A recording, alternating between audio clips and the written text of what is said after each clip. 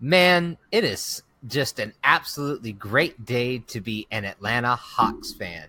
Hi, my name is Seb Burnett, and I'm with the Backups podcast, and I've got my buddy Tex with me. Hey, yeah, I'm definitely excited for you. But I'm from Dallas, and I'm a Mavericks fan. I think Yeah, man, yeah. I know, man. You guys are really lucky. You know that Trae Young. That's a good pick, right? yeah, That's awesome for Dallas. You know, we got a great show coming to you today, folks. We're going to talk about the NBA draft that just occurred this evening, and then we're going to talk about NBA free agency, all the calamity and craziness that's happening right now. It's going to be an absolutely great show. Hey, Tex. What's up, Seb? It is such a great day to be an Atlanta Hawks fan. I am so happy about Luka Doncic. You have no idea. Hey, Seb. Let's do this shit! Hold on tight, folks. We're bringing in the Backups. It's the Backups Podcast with your hosts, Seb and Professor Tex. Let's do this thing. You know, I've been worrying about it for a while, Tex, to be honest with you. I really have. I've been worried about this whole idea that some way, somehow, the Atlanta Hawks would be incompetent and just fuck it up. You know what I mean? I just, you know, I really felt that they would, and then they did not let me down. You know, they did exactly what they were supposed to do. They didn't overthink it. They didn't, do dumb shit. They didn't think, Trae Young is small and can shoot threes. He must be Steph Curry, right? That means that's obviously what happens when you get a GM from the Warriors. But like, the whole thing with me is that he's the exception. You know what I mean? Steph Curry doesn't just happen all the time. You're not every couple of years be like, oh, look, a Steph Curry. No, that's not the way things work. Right. Yeah, so I'm really happy that the Hawks decided to get Luka Doncic. Very excited. Here's the thing, man. I know that whenever you watch TV, I typically am a little bit ahead of you. And so you don't like for me to break bad news because you want to see it live, right? Sure, of course, yeah. And we're friends, so it's not like I'm gonna like anything I say isn't gonna destroy a friendship or anything. Oh, of course not, man. You know, we're bros. And I'm a Dallas Mavericks fan, huge Dallas Mavericks fan. Grew up there pretty much my entire life until I moved here. Seb, I'm just going to be honest with you, man. There is absolutely no way to break this to you. We actually traded the Hawks, Trae Young. What? Wait, like a second rounder for a late first or something like that for a second next year? Something kind of low key and not impactful, really? No, it was pretty impactful. Okay. Like Armageddon. Like, okay.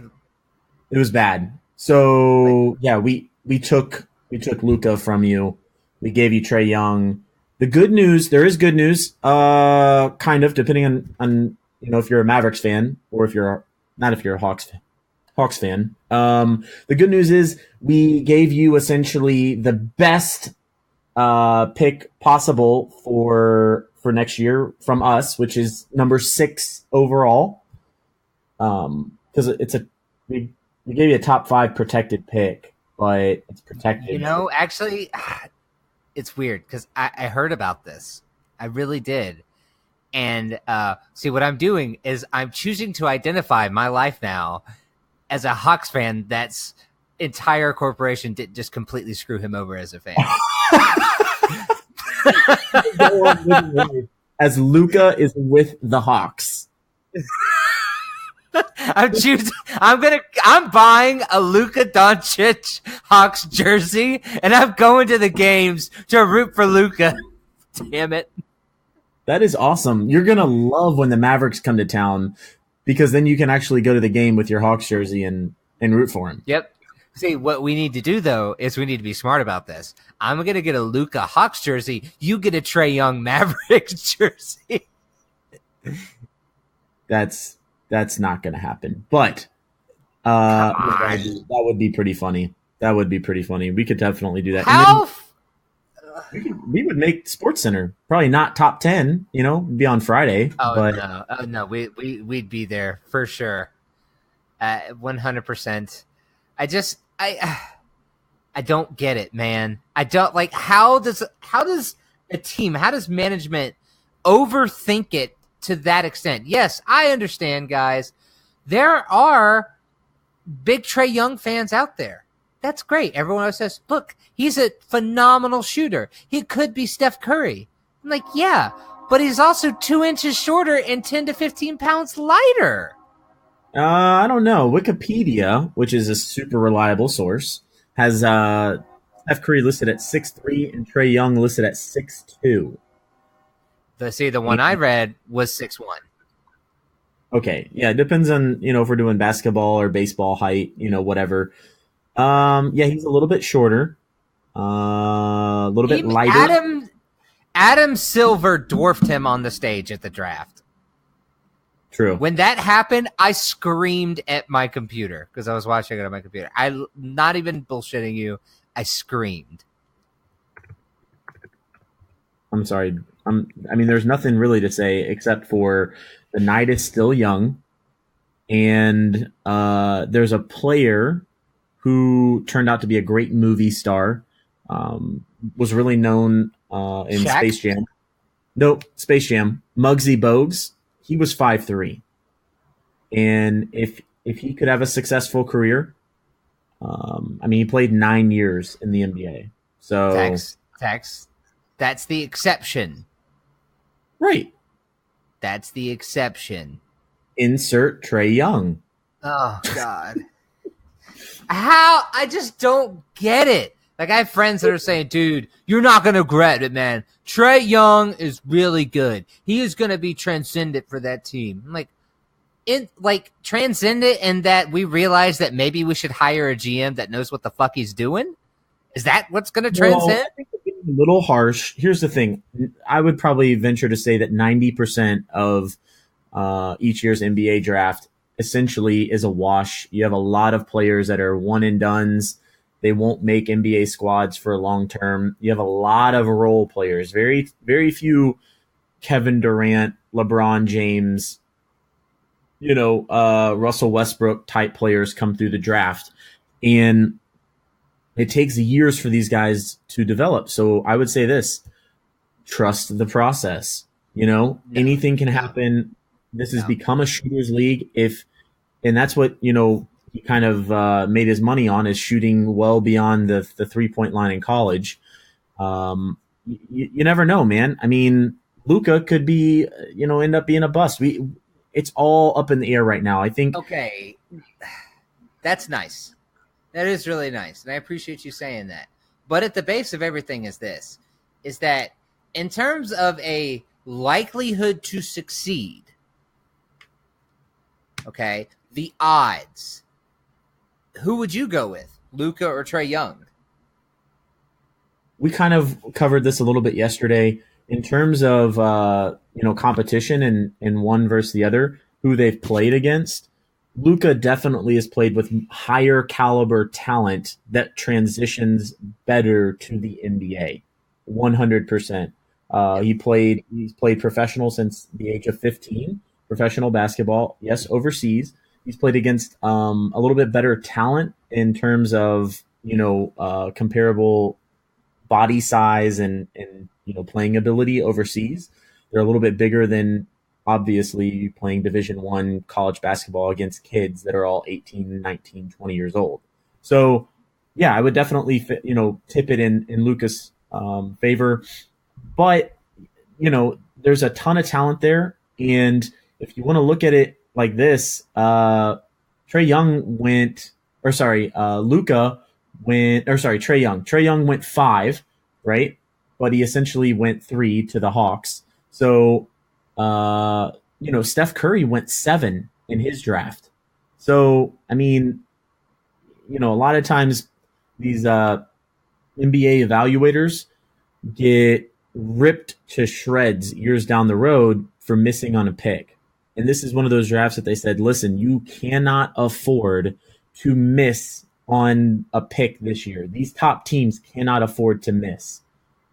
You got to trust the process, man. It could be lateral 3 to 5 years from now. You don't know where you're going to be. You don't know where these players are going to be. You could be, this could be a pawn to package with, Schroeder and send them off for, another player down the line.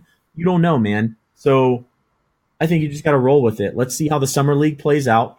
Let's see how the first half of the NBA season rolls around, and let's see how he fits in with what the Hawks are building. Keep your head up. No, trust the process. We're fucked. Man. We're fucked. That's. I'm sticking with that notion, man. Look, I get it. It could work out really well, but at the same time, dude, I feel like there were 2 players in this draft that people were pretty set on being like future stars or at least good in the NBA, right? And that was Luka and Ayton. DeAndre Ayton. And the King, who went number 1 to the Suns, which is a great pickup for them. That Suns team, I'm telling you right now, watch out. They are, and it's kind of scary, right? Because they're all young, so they're not really affecting the cap too much. That team could come out and be a healthier, better version of the 76ers. Everybody loves Ben Simmons, but the dude can't shoot, right? He's a great facilitator. He's great, off the ball, driving to the basket in transition, but he doesn't have a shot. You get a team like the Suns, oh my gosh, Booker, Jackson, Ayton, that's a great lineup right there, man. And they're pieces that work well together, because a lot of times you see these top teams pass on a talent because there's another person that's already filled that spot. The Suns, they don't have that problem right now. I mean, they're in a really good position in my point of view. Yeah, I mean, my opinion. I can see where you're coming from. And then with the second pick, the Kings took Marvin Bagley III, which is a very Kings-like thing to do. And Luka Doncic fell to the 3rd spot. It's like, holy shit. No one thought that, of course, in the last couple of days, they were like, yeah, that's what's going to happen because, people hear things, Woj makes a report, and everyone thinks, wow, okay, we got Doncic. That's awesome. And then you see the words on the screen. And it was pretty quick after, wasn't it? It was like during, essentially. Yeah. He knew. You didn't really even have time to celebrate, did you? Nope, but I did. But when I was celebrating when Bagley went second. Right. So. Because you knew. Yeah. Here's another funny thing. I don't know if you caught this on the Reddit world, but apparently Adrian Wojnarowski, Woj, as everybody calls him, right, was told by ESPN and the NBA, listen, man, we know you're an insider. You cannot tip the picks before they happen. Yeah, I heard about that. Because he's just spoiling the shit out of it for everyone. He's just trolling the NBA. He didn't tip anything. He just literally went through the thesaurus and found every word that was a synonym for pick. It looks like the Sacramento Kings are favoring Bagley. Per insider. And he literally, for every pick before it was announced, did it. I mean, hilarious. I mean, go on Twitter right now or Reddit and see some of the funny tweets that people are talking about. I mean, the guy is hilarious. Well, so that's what happened. Some other interesting picks I thought were, Michael Porter fell into the last pick of the lottery. Grayson Allen ended up going to the Utah Jazz. I was like, that's a perfect place for him. Yeah. For sure. Yeah, that's a great for them. Exactly. That hard, the way they play. They need a 3-and-D guy, I think, to a scorer. That's the biggest issue that they faced in the playoffs this past year, was the fact that no one else seemed to be able to kind of score and be the go-to scorer if Donovan Mitchell wasn't that guy at that night. So yeah, the Mavericks got Luka Doncic, so they got their next European star for the next 15 years. So congrats. I like the pick, Of course, naturally, because we gave up relatively nothing in order to get him. He's another European, like you said, Dirk Nowitzki type, 15, 20-year type player projected right now. But, another one of those picks that I really like, and, after watching a little bit of film, which I will admit, I watched film all of about maybe an hour and a half today, and that's all the film I've seen. So, but, just off of that, I really like the Bombo pick. That guy looks the part, man. I mean, the guy's got a huge wingspan, a ton of upside. He's tall as crap. I think he could definitely develop, man. No, what do you think he has the potential to develop into a really good player. I feel like the best part is his defensive prowess he already has, which is fantastic because the Magic love having those kinds of centers. They really do, with that kind of blocking ability. Look at Shaq. But Bombo actually has really been working on his outside shot now, so he could be a Rudy Gobert that can shoot. Yeah, that's the thing. If you can, a player that big, that tall, can actually hit those mid range. That's where Dirk Nowitzki basically made a living. That and the 3-point line. The dude really didn't do much dunking. The guy was just a no miss, sniper from mid range. Orlando could get their guy. The biggest issue with them is that they're really still searching for their solidified method of doing everything, because I don't know, they haven't made the best decisions in terms of free agent signings and whatnot. I don't. Oh yeah, it's from a destination perspective. You don't want to go to the Magic. They're about to offer Aaron Gordon like a max deal, which he's good, but he's not. Yeah, that would be awesome. Nah. Hey, who was the Hawks player that got the max deal years ago? Was it Crawford? Oh, Jamal somehow got offered that, even though he's old as shit. He's still in the league, by the way. Yeah. Yeah, but he's coming off the bench like he should. That's the only place he should be at this point. I don't know, and it all spins into what's been happening recently with like the Kawhi Leonard stuff, that whole situation is just nuts to me. Like, we'll we'll do a short recap of what you mean by the Kawhi Leonard stuff. It depends on how far back you want to go, really. Kawhi played 9 games this year, and then was out because of kind of an unknown leg injury, a quad injury specifically, that no one really knows a lot about. His uncle started representing him. There started to be some friction, let's say, between. Oh gosh, why did I see? What's his name? Sorry, I just blanked. Brain fart. Really, like Popovich? Yeah, no, you didn't know that? Pop. Kawhi. Sorry, that's such a weird. Sorry. I've been drinking because we traded Luka Doncic for a 6th pick and Trae Young. Yay. Kawhi, there started to be some friction.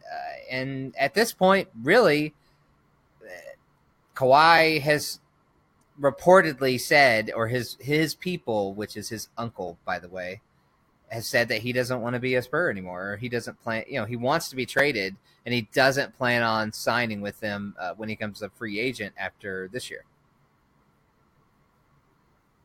And there's some talk about Kawhi because feeling a little disrespected in the way that Greg Popovich portrayed him sitting out and not being with the team and having the ability to come back or not come back, and speculation. So there's a little bit of friction there. Ultimately, if Kawhi leaves, he's going to leave somewhere in the range of $50 to $70 million on the table, which would be a max contract, a super max contract.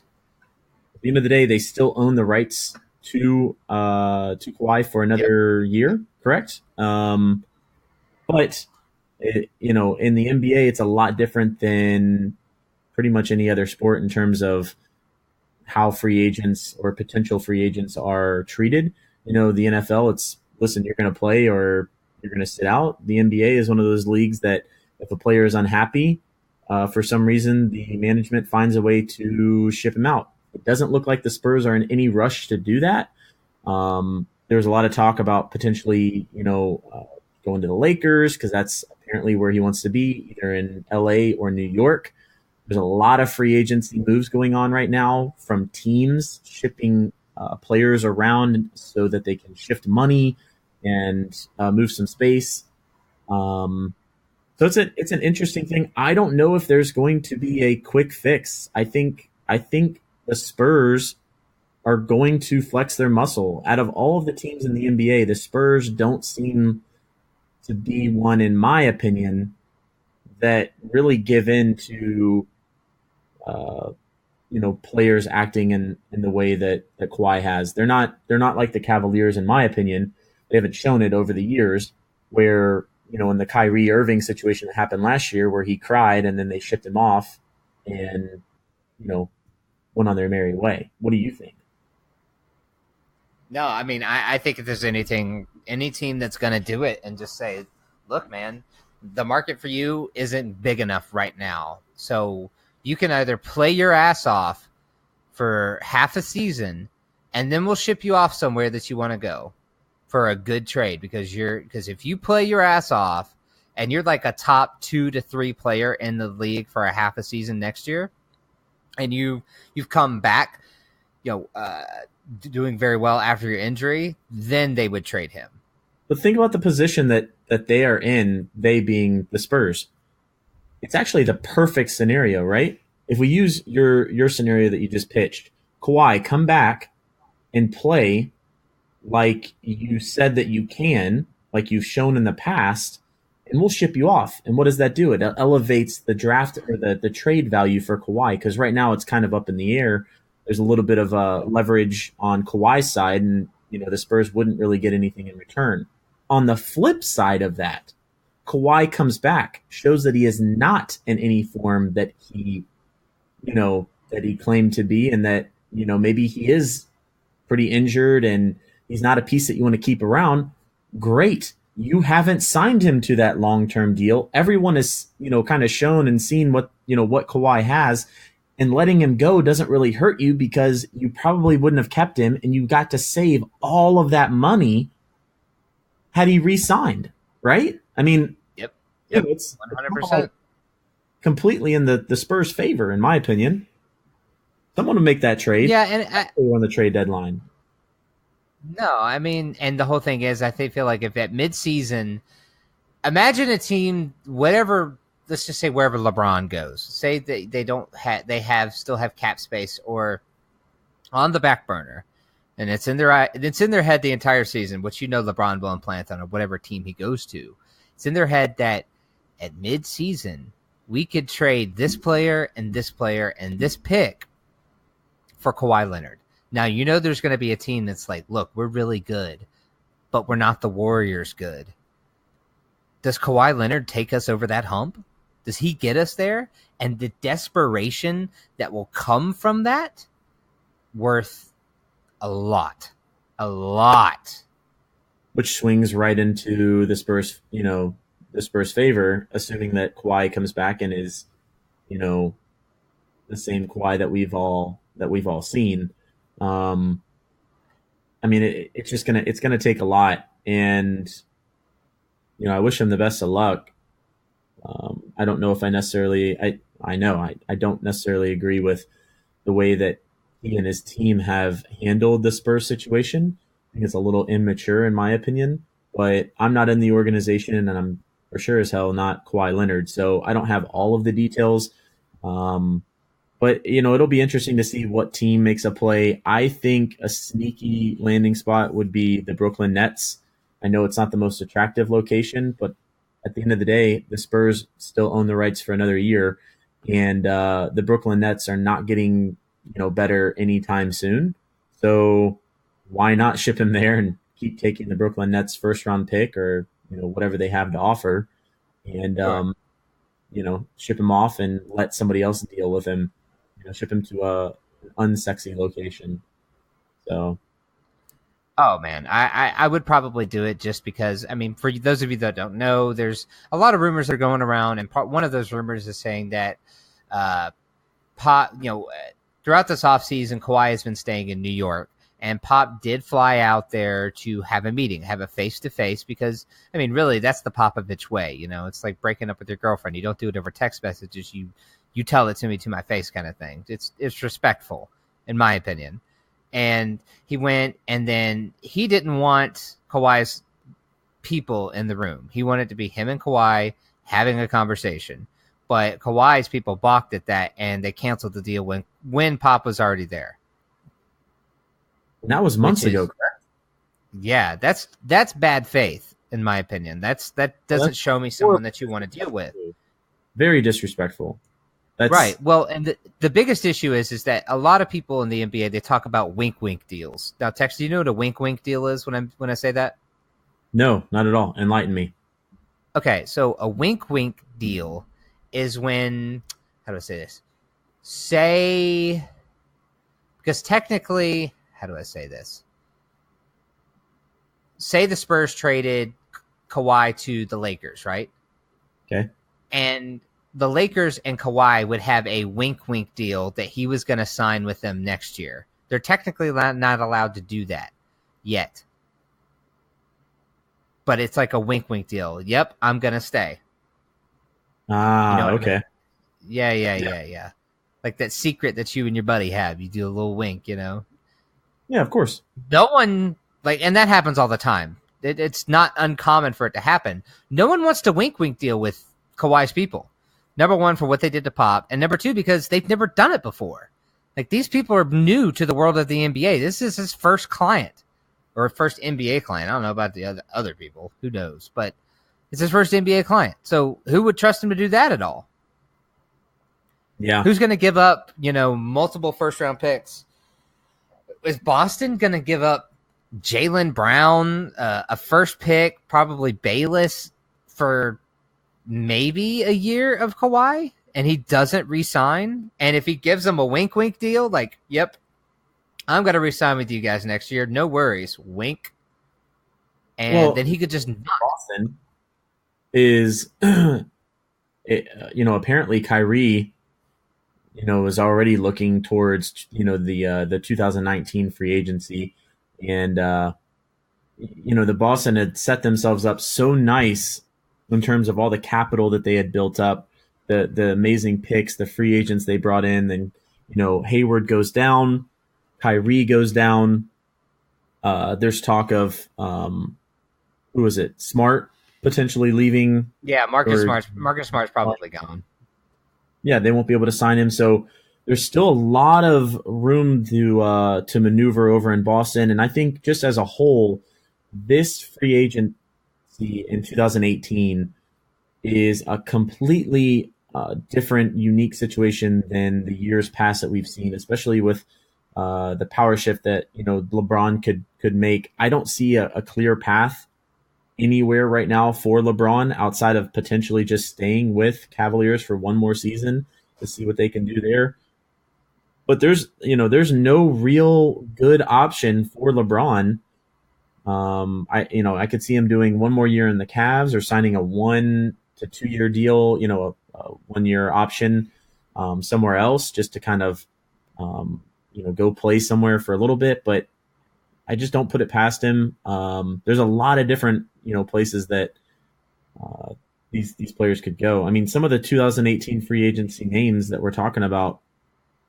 Hell, Kevin Durant, he still has a player option to opt out. I don't see that happening, but Kevin Durant is a potential. LeBron James, we have to wait and see if he wants to opt out.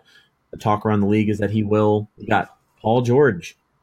Does he want to stick around Oklahoma City for another year with Westbrook and Carmelo Anthony? And that's a stacked squad. Well, no, it's a travesty of a situation, is what that is. That's called Carmelo fooled everyone into thinking he was still good. Yeah, he's horrible. Chris Paul, unrestricted. Yeah. He's more worried about trying to court LeBron James and find a way to get him over to Houston than he is about signing his own deal. Which I hate, by the way. Like, it's Chris Paul. Well, that's a total Chris Paul move. Well, yeah, no, I mean, I like the idea of him going to the Rockets, LeBron, because with their cap situation, essentially at this point, if they got LeBron over there and they had to sign Chris Paul, unless Chris Paul takes a nice big, chunk out of his payday, which I don't see that happening.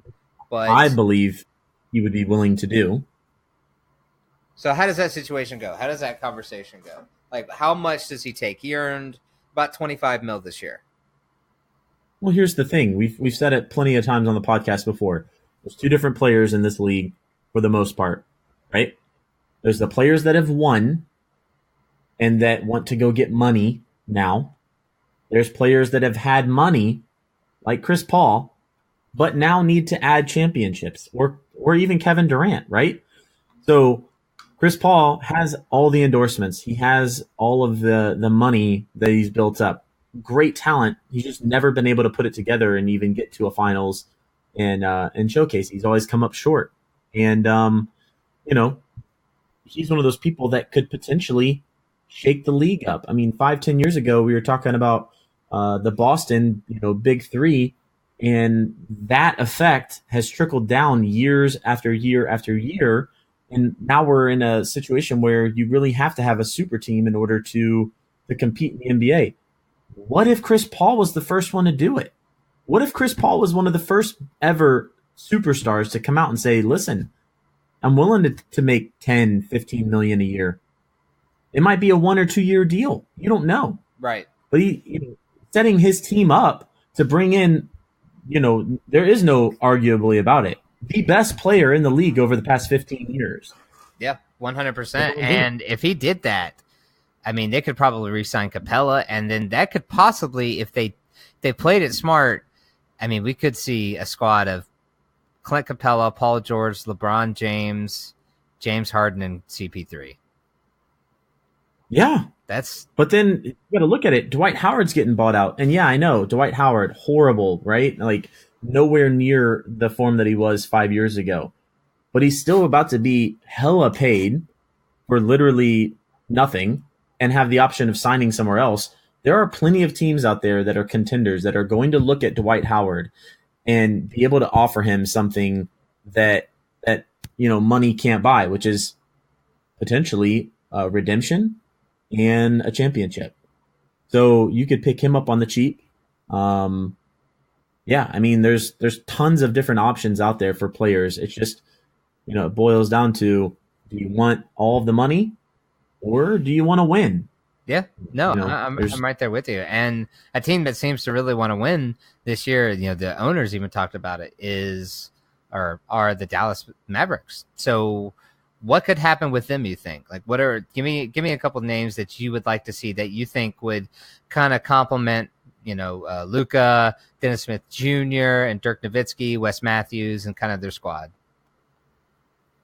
I still don't see them being as a destination. For one, I think off the court drama with the sexual harassment stuff that Mark Cuban and the Mavericks are having to face, and that's something that's not necessarily being talked about right now, but I really do think that is going to put a little bit of a black eye on that organization and prevent them from being able to target top tier free agents. So be on the lookout for that. I said it here, not first, but at least I'm bringing it up. I mean, seriously though, nobody's really talking about it, but I think that is a huge factor. Number two, I don't see them being in a position. They really do. Mark Cuban is a very smart and smart, intelligent guy. He's not looking at 1 year or 2 year, 3 years down the road. He's looking at 3 to 5. So Nowitzki's coming back next season. He's going to end up having to come off the bench. It's going to be a farewell tour. It's going to be pretty ugly to watch. I love the guy. He's an all-time great.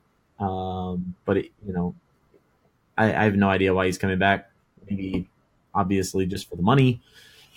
But yeah, I don't really see us being able to pull any real big names. Well, I mean, and I'm just being honest. Yeah, I get it. I mean, they tried. The whole DeAndre Jordan thing from a couple years ago, who is actually a free agent this year. That could be interesting. For those of you that don't know, Mark Cuban was courting DeAndre Jordan, as you could say, and they pretty much had the deal signed, and DeAndre decided at the last second that he wanted to go back to Los Angeles, and that's where you get the whole Mark Cuban driving around in his car crying, trying to talk to someone. I think DeAndre or his agent. I can't remember who. That's too funny. That's absolutely ridiculous. I don't know. It all stems from where LeBron is going to, and I feel like everyone's waiting on someone to make the first move in terms of this free agency, which of course, at this point, like, they have to wait because they can't do anything until July. But how quickly move right now? Say that again. Wink, wink. Right now they're being made. Teams are setting it up, putting their chess pieces together. July is going to be a very, very fun month to watch in the NBA. We're going to see some stuff happen pretty quickly, and I even think some of the moves that were made today in the NBA draft, whether it's Luka or Trae Young, might have some sort of effect in free agency as well. We're going to see pieces moved. If you look back at 2 or 3 years, I think it's 3 years ago, when Jabari Parker went to the Cavaliers. Jabari Parker? No. Or Wiggins. Sorry, Andrew. Yeah, was it Wiggins? Wiggins got drafted, and then he got traded to the Timberwolves for Love. Yeah. Exactly. So, that's one of those things that we could definitely see. And Wiggins was a top 5 pick that year? For sure. So, Luka was top 5? Yeah. It's entirely possible. I want to wrap this up. One thing, some breaking news that came out today, and Tex and I haven't really had a chance to discuss it yet. I actually talked about it with Chad a little bit. And of course, me talking about it is me saying like, "Hey, ha, look what's happening," and Chad just saying that he's an idiot. But Jameis Winston is going to be suspended. Yeah, I think Winston in 2 to 3 years is somebody that we're going to point to. In my opinion, I just get this feeling that he's going to be somebody we point to and say, "Man, he was doing everything so right. He was setting himself up really nicely, and then he fell." It's one of those Vince Young, RG3 type moments where once they start falling, you really can't get yourself back up. And this is supposed to be a make or break season for him. It's his 4th year in the league, and he really hasn't elevated his game to the next level like we had hoped. And I think there's a little bit of that Blake Bortles effect where he's a prototypical size, he's got a good arm, and he's really been overlooked from criticism. And at some point, people start looking at you and saying, "Hey, why aren't you taking these next steps?" Oh, yeah, right? Absolutely. That's what happens. And, the whole thing with him was, once he gets into the league and stuff, he'll mature. Now, he'll just be fine. He'll mature. And it seems that he really hasn't done that, considering, he's about to get suspended for 3 games. Yeah, and, you look at it and you say, he when he gets in the league, we'll get him some weapons. What else? Grief. What else could he need? As you said, this is his year. The Bucks organization has done, I feel like, generally anything they can do to get him what he needs to succeed as a young quarterback. No matter who was coaching, the organization tried to do what they could. And yes, you could talk about their offensive line, their lack of a true running game, with Doug Martin. What's his face? Doug Martin being injured and then being suspended and whatnot and going through a little bit of tribulation. But that team, they needed a true leader and they needed a quarterback to come in and step up. And it just really hasn't happened. And this is not absolutely not what you want to see from your quote unquote franchise quarterback. Oh no, not at all. Right? Like, was out with injury last year, and now he's suspended for the first 3 games of the season. Like, what? And it's not, and it's a bad. This could the beginning of their schedule is rough, dude. Let me see if I can pull it up right here. Yeah, Saints, Eagles, Steelers are the first 3 games of the season. So that we could be talking about potentially 0-3. You know, assuming that the 3-game ban holds up, because he's going to appeal it. But who's their 4th game that they're facing? Bears, who are supposed to be a better team this year. Definitely on the come up. Yep.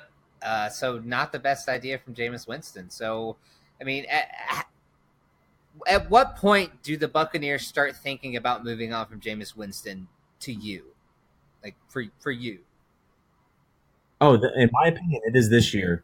You've got, right now as it sits, we have the first 3 games of 2018 are off the table for Jameis Winston. It could be reduced to a 1 to 2 game ban, although he is being suspended for not reporting an alleged groping incident.